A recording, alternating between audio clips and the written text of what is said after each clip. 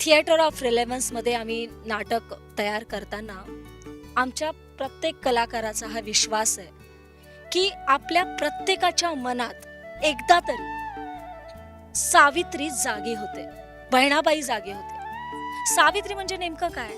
म्हणजे आपण म्हणतो की तिने शिकवलं, मुलींना शिकवलं, एक नवीन सुरुवात केली. पण मग ती सावित्री का झाली? कारण कारण ती माणूस म्हणून जगली. आणि हेच वेगळेपण आहे तिचं की ती माणूस म्हणून जगली. मग माझ्या मनात जर सावित्री जागी होते तर मग मी माणूस म्हणून का नाही जगत आहे? कुठे मी नेमकी अडखळते, कुठे मी डगमगते आहे?